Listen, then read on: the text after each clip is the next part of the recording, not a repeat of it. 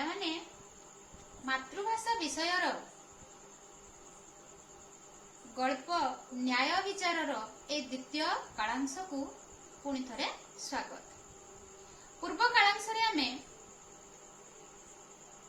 जानकी बाई विषय रे पढ़िथिले किपरि से भिक्षावृत्ति करी जाउथिबा समय रे ता पुअर मृत्यु होइथिला ता विषय रे पढ़िथिले। तबे आगो को पढ़िबा पूर्वरु किछि प्रश्न अछि जहार उत्तर देबो।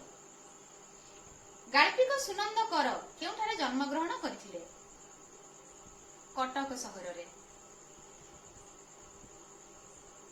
तबे सुल्तान गियासुद्दीन बलबन न्याय विचार पई तांको दरबार रे कोन नियुक्ति करथिले? काजी, अभिज्ञ काजी मानंकु से नियुक्ति करथिले। शासन कार्यर सुविधा दृष्टिरु काहाकु नियुक्ति करथिले? शासनगत सुविधा दृष्टिरु टाणुआ सुबेदार बा सेनापति मानंकु नियुक्ति करथिले। गरीब असहाय स्त्री रो ना कोन थिला? गरीब असहाय स्त्री लोकटीर ना जानकी बाई थिला। तबे आज हमें परवर्ती कालांश रे परवर्ती विषय को जीवा। जानकी बाई सुल्तान को ना रे अभियोग आनिबा परे काजी पचारले ए कार्य किए करिसंती तुमे कहि परिबो कि? एहार उत्तर रे जानकी बाई कहिले जे दोषी को जदि आपण उचित दंड देई परिबे तेबे जाई मु तार ना बतेबी। एहा कहिबा परे सत्य कले जाई मु दोषीर ना बतेबी। काजी अनुमान करि पारले जे न्याय विचार प्रति स्त्री लोकटीर मन रे निश्चित भाबरे संदेह अछि, जहा फल रे से दृढ़ स्वर रे कहिले तुमे निश्चित हुआ मा दोषी जेते बड़ व्यक्ति हेई थाउ ना काहे कि मु निश्चय ताको उचित दंड देबी।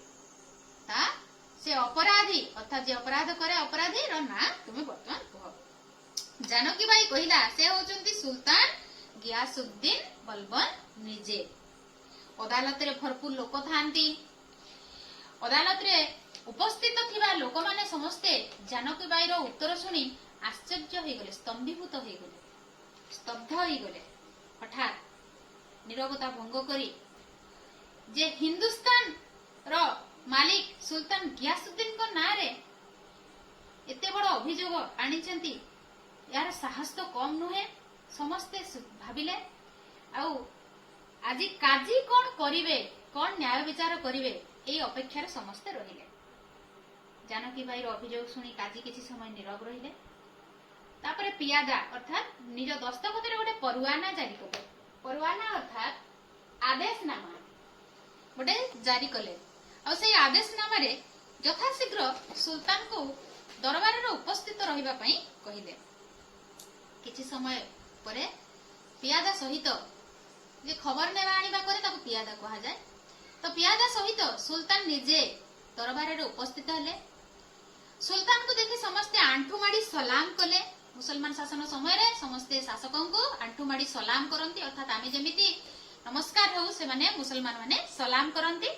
तो आंठू माडी सलाम कले। तापरे कोनोसी पटको दृष्टि न पकाई सीधा काजी को सम्मुख को जाई उपस्थित हेले। जे सेते बेले काजी तांको कहिले जे सम्राट ए जो सोईथिबा शिशुपुत्रटी तार मार अभियोग अछि जे आपण ताको हत्या करिसंती। एहार उत्तर रे विनम्रतार सहित अर्थात विनम्रतार सहित सुल्तान गियासुद्दीन कहिले धर्मावतार एहा अवश्य सत्य जे मु आज सकाळे उआसर छात उपरे जेतेबेले लाखबिंदा अभ्यास करूथिली सेतेबेले अकस्मात हठात मोर असावधानता जोगु सामान्य असावधानता जोगु गोटे तीर खसी गला, जहा फल से तीरटी जाई पिलाटीर देहरे बाजिगला बा तंटीरे बाजिगला, पिलाटीर मृत्यु हेछि। किंतु एहा मु जानी जानी करी नाही। ए अपराध पई यदि आपण जहा दंड देबे मु ताकू मथापाती सही नेबा पई प्रस्तुत अछि।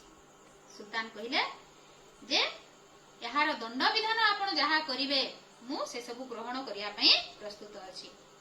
किछि समय परे काजी सेई सुल्तान को कहिले जे आपण को असावधानता जोगु ए शिशुपुत्रटी मृत्यु हेछि, ଭରସା थिला तेणु आजि ठारू आपणको आदेश दिया जाउची जे आजीवन अर्थात सारा जीवन आपण ए असहाय स्त्री लोकटीर भरण पोषण दायित्व ग्रहण करिवे। ग्यासुद्दीन बलबन मथापाती काजीको आदेश को सही नेले ग्रहण कले एवं कहिले मु आजीवन एई असहाय स्त्री लोकर भरण पोषण दायित्व नेली कारण मो असावधानता जोगु शिशुपुत्रर मृत्यु हेछि एई मुहूर्तरु मु तार दायित्व ग्रहण करूछि बोली कहिले। विचार शेष होई गला सेठारे जेते लोक उपस्थित होई गले आश्चर्य होई गले समस्ते काठ पितळ भरि ठिया होई थांती आ देखि कि राय घोषणा परे काजी निज आसनरु ओल्हाई आसिले सुल्तान को सम्मुख को आसिले एवं जहापना अर्थात मुसलमान शासक मान को जहापना बोली कहा जाय थाए मते क्षमा करिवे मु केवल मोर कर्तव्य करिछि जने न्याय विचारक हिसाब रे मु केवल मोर कर्तव्य करिछि आउ आपण मो प्रति राग करि नाहंती तो बोली काजी कहिले।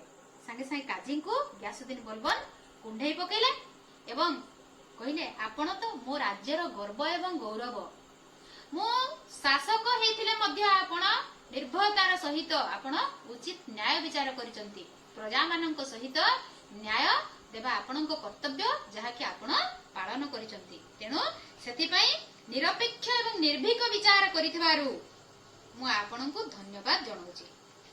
तेबे समस्ते काजीको विचार रे खुशी होई गले निरपेक्षता और ग्यासुद्दीन महनीयता देखि समस्ते हृदय दुई उभयंक प्रति श्रद्धा एवं भक्ति रे पूर्ण हो गला।